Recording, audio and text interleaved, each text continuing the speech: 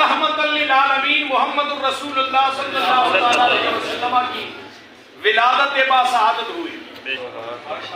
حضور دنیا میں آئے اور کائنات ارضی اور سماوی کو مصطفیٰ کریم علیہ السلام نے اپنے نور کی کرنوں سے چمکایا. یاد رکھیے اس دن کی اتنی بڑی اہمیت ہے. اگر یہ دن نہ ہوتا جس دن حضور تشریف لائے تو پھر کوئی دن نہ ہوتا.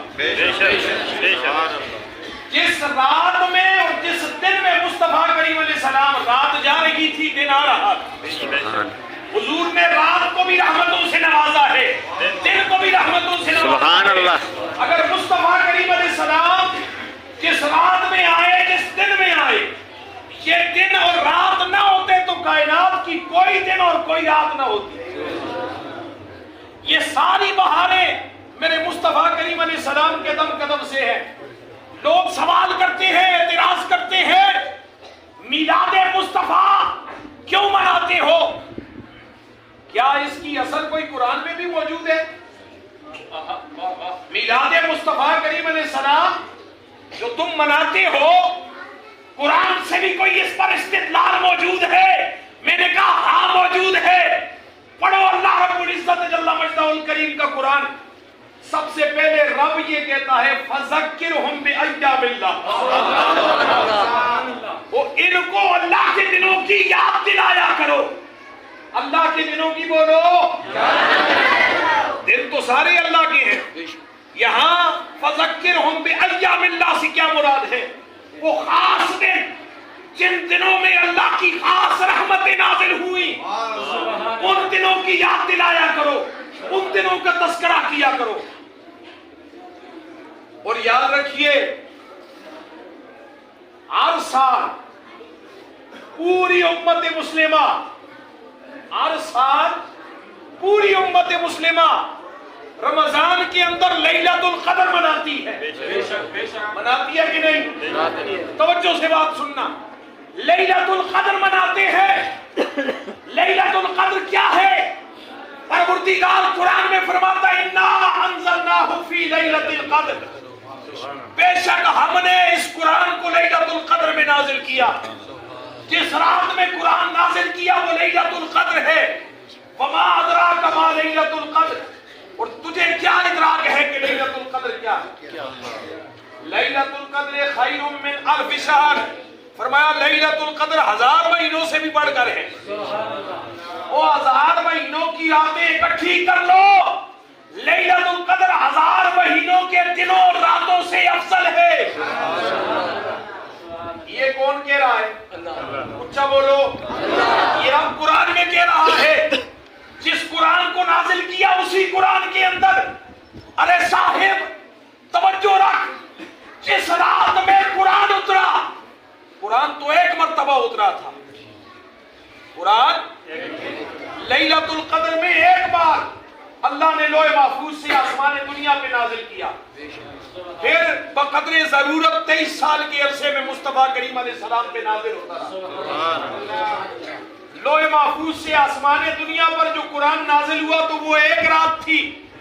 اس رات کو کہا لیلۃ القدر. اور پھر مصطفیٰ کریم علیہ السلام نے فرمایا وہ لیلۃ القدر رمضان کے آخری عشرے کی طاق راتوں میں ہے. اور مفسرین نے اتفاق کر لیا کہ 27 کی رات لیلۃ القدر ہے. اور اس پر دلیل یہ بھی ہے کہ قرآن ایک ہی رات میں اترا ہے, رات بدل نہیں سکتی ہے. اگر وہ 23 کی ہے تو 23 کی, 25 کی ہے تو 25 کی, 27 کی ہے تو 27 کی. اور مفسرین فرماتے ہیں لیلۃ القدر میں 9 حروف ہیں اور یہ لفظ سورہ قدر میں 3 مرتبہ آیا, لہذا 27 کی رات ہے. 9 کو 3 سے ملٹیپلائی کرو تو کیا بنتا ہے؟ 27. کہا 27 کی رات لیلۃ القدر ہے. مصطفیٰ کریم علیہ السلام نے فرمایا لیلۃ القدر کی طاق راتوں میں, رمضان کی طاق راتوں میں لیلۃ القدر کو کیا کرو؟ تلاش کرو. ارے لیلۃ القدر وہ ایک تھی, قرآن ایک مرتبہ اترا تھا. اس رات کی عظمتوں کو رب نے قیامت کی صبح تک کے لیے باقی رکھا ہے. سال گزرے گا, رمضان آئے گا, لیلۃ القدر پھر آئے گی، ہر سال لوٹ لوٹ کے آتی ہے۔ ہر سال کی لیلۃ القدر کا اجر جو ہے وہ 1000 مہینوں سے بڑھ کر۔ وہ گل سمجھ آتی ہے کوئی نہیں آتی؟ ہر سال کی لیلۃ القدر کا اجر 1000 مہینوں سے بڑھ کر ہے۔ اگر قرآن اترنے کی رات 1000 مہینوں سے بڑھ کر ہے تو جس پہ قرآن اترا ہے وہ آمنہ کا لال جس رات اور دن میں آیا ہے وہ کتنا افضل والا ہوگا، اس دن کی کتنی عظمت ہوگی۔ نعرہ تکبیر، نعرہ رسالت، نعرہ رسالت، تاجدار ختم نبوت۔ اور لیلۃ القدر ہر سال لوٹ کے آ کے اپنا فیضان تقسیم کر سکتی ہے، تو یوم میلاد بھی ہر سال لوٹ کے آ کے اپنا فیضان تقسیم کرتا ہے۔ ارے یوم میلاد پر دلیل طلب کرنے والوں کو کہہ دو ہر سال لیلۃ القدر اگر آ سکتی ہے، ہر سال یوم میلاد چاہیے۔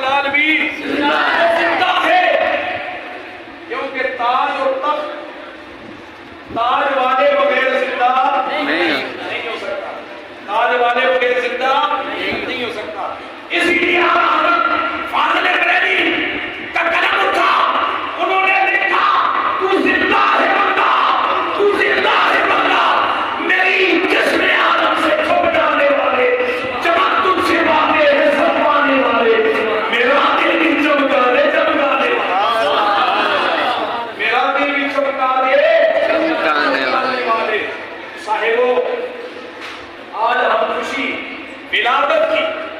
مصطفیٰ کریم علیہ السلام کے میلاد کی خوشی منانے کے لیے آئے.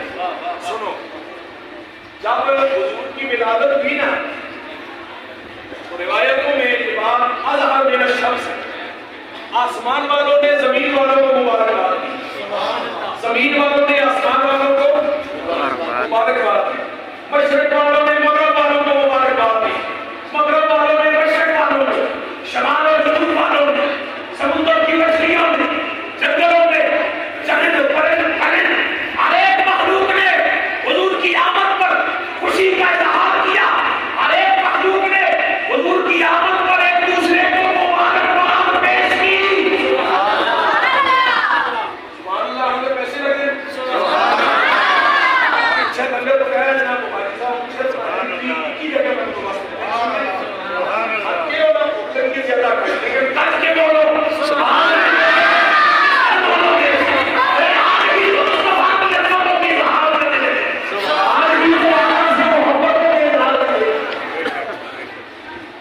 سب کیا کر رہے تھے بولو؟ سارے خوشیاں منا رہے تھے. لیکن ایک ایسا بھی تھا جو اس دن پریشان تھا. ایک ایسا تھا جو اس دن بولو پریشان تھا. وہ کون تھا؟ وہ ابلیس تھا، شیطان تھا، جو اس دن پریشان بیٹھا تھا اور رو رہا تھا، چیخو پکار کے ساتھ رو رہا تھا. چیخو پکار کے ساتھ رو رہا تھا. سنو حدیث مصطفیٰ کریم علیہ السلام سنو. اس حدیث کو علامہ اسماعیل ابن عمر قریشی المعروف ابن کثیر البدایہ والنہایہ کے اندر اس روایت کو نقل کرتے ہیں. رنا ابلیسو اربعہ رنات حین لعنا وحین احبط وحین بعث النبی صلی اللہ علیہ وسلم وحین انزلت الحمدللہ رب العالمین. اچھا رکھو پار پار کنارے والے بھی سارے لوگ فرماتے ہیں 4 مرتبہ شیطان چیخو پکار کے ساتھ ہو گیا ہے. وہ 4 مقام کون سے ہے؟ فرمایا ایک مقام حین رویا جب اس میں لعنت کی گئی، لعنتی ہوا تو بڑا چیخ چیخ کے رویا. وحین احبط جب جنت سے نکال کے زمین کی پستیوں میں پھینکا گیا تو بڑی شدت کے ساتھ رویا. وحین بعث النبی صلی اللہ علیہ وسلم جب نبی کریم علیہ السلام کو مبعوث کیے گئے، حضور آئے تو حضور کی ولادت پر بڑی چیخ و پکار کے ساتھ رویا. کون رویا تھا؟ کب رویا تھا؟ جب حضور کی آمد ہوئی شیطان رویا. اور 4تھی مرتبہ فرمایا وحین انزلت الحمدللہ رب العالمین جب سورہ فاتحہ الحمدللہ نازل ہوئی نا اس دن بھی بڑا چیخ پکار کے ساتھ. یہ 4 مقام ایسے ہیں جن میں شیطان چیخ و پکار کے ساتھ رویا. اور جب حضور کی ولادت والے دن رویا تو سارے اس کے چہرے چاٹے اکٹھے ہو گئے. کہنے لگے ہمارے بابا جی